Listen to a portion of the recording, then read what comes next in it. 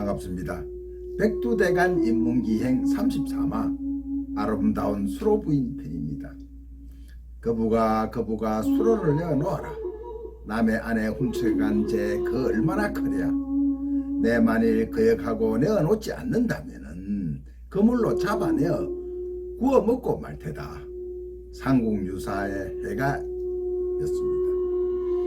중국의 고대 소설에는 경국지색으로 서시, 왕소군, 초선, 양귀비 이들 4명의 미보를 비유하는데, 서시의 침언은 서시가 호술에 얼굴을 비추니 물고기들이 넋을 잃고 헤엄치는 것을 잃어 그대로 가라앉아 버렸다는 이야기고, 왕소군이 나가는 왕소군이 미모에 하늘을 날아가는 기러기가 날개짓하는 것을 잊어버려 땅에 떨어졌다는 이야기입니다.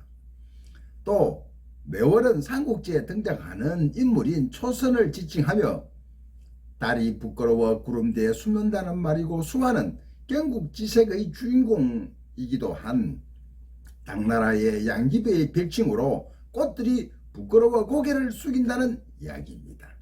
하지만 22화에서 언급한 삼국유사에 나오는 우리의 미인 수로 부인은 잘세 미인으로 평소에 여러 번 귀신에게 납치당한 적이 있고, 심지어 남편과 바닷가를 걸어가다 동해 용에게 납치당해 용궁으로 끌려 들어가고 말았다는 이야기인데, 중국의 미인들보다는 좀 더 진실적인 면이 공감이 갑니다.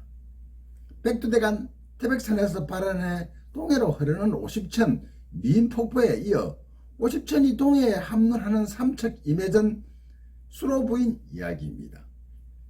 33대 성덕왕 때 순중공이라는 사람이 살고 있었습니다.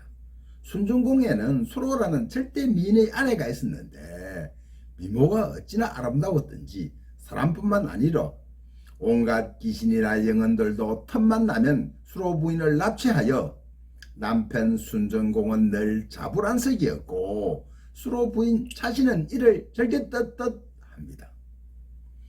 순중공이 명주, 지금의 강릉을 말합니다. 태수로 부인받아 아내 수로 부인을 데리고 동해안을 따라 가다가 일행이 삼척 해변에서 잠시 쉬며 점심을 먹을 때였습니다.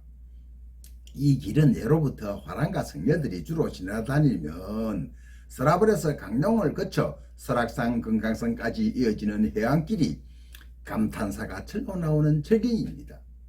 누구나 시 한 수쯤은 쉽게 지을 수 있는 길이기도 합니다. 춘풍에 나름 맑아 동해안의 경치가 하얀 모래 해안과 파란 바다와 기암절벽이 어우러져 무릉도원을 연상케 했습니다. 높이 수백 길이나 되는 바위 봉우리 위에 늙은 덩국은 소나무와 어우러져 평풍처럼 바다와 맞닿아 있었고, 한 다발의 척촉화 진달래가 벼랑 끝에 아름답게 피어 자태를 뽐내고 있었습니다.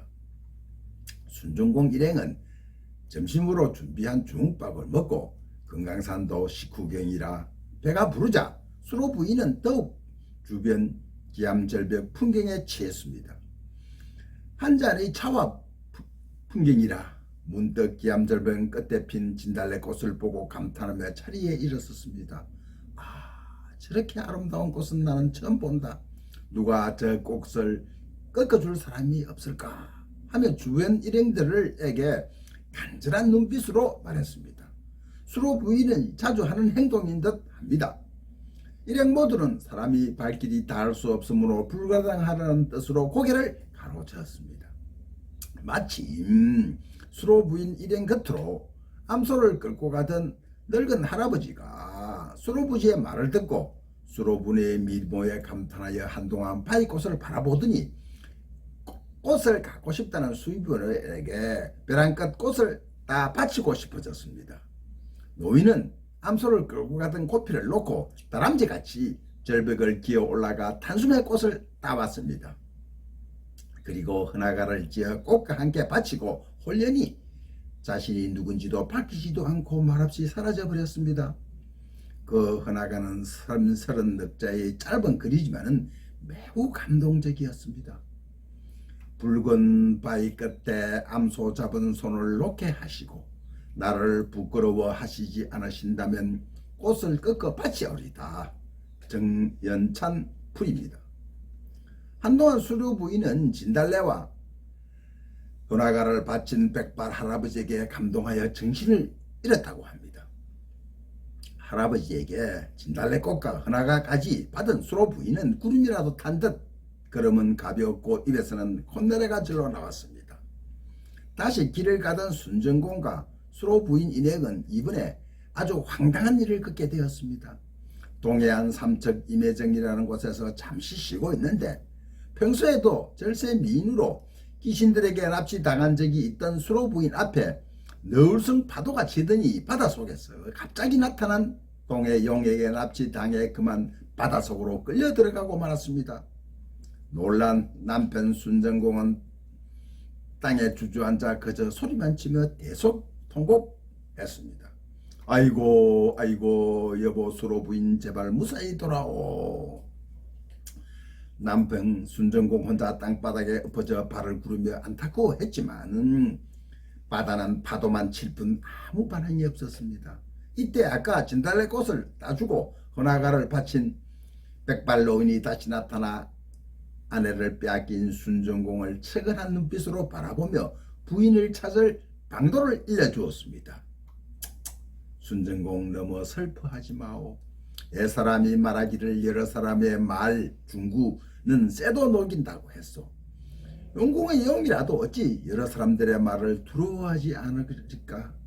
동네 사람들을 모두 모아 해가를 지어 부르며 지팡이로 바위 언덕을 두드린다면 용궁의 영도 사람의 말을 알아듣고 항복하여 곧 부인을 돌려보낼 것이요. 노매의 말을 들은 순정공이 그럴듯하다 생각하여 사람들을 모아 해가를 지어 부르며 지팡이로 바위를 두드리니 과연 동해용이 수로 부인을 돌려보내주었다고 합니다. 그부가 수로를 내어놓아라. 남의 아내 훔쳐간 죄 그 얼마나 크랴.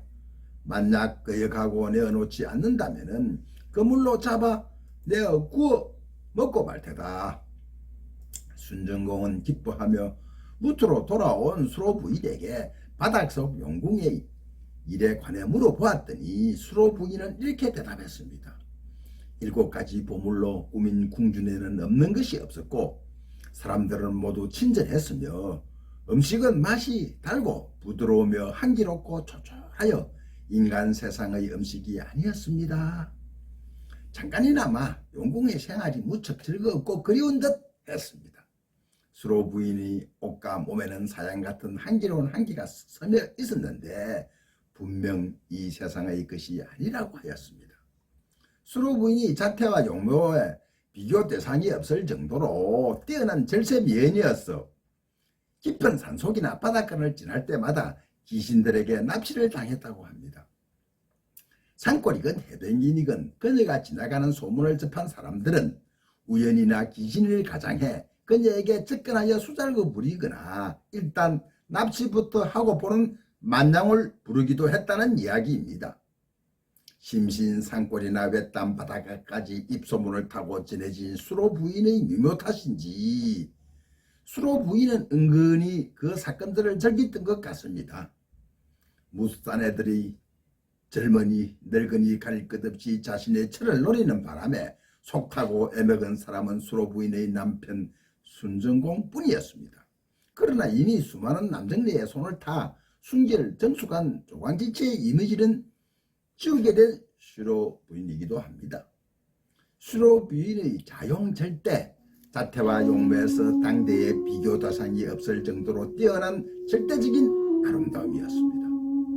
그 정도였으니까나 유부녀가 되었어도 남정네들의 정신을 잃게 했으니 다만 우리의 미모는 중국의 경국지색 나라는 망하지 않게 했던 것 같습니다.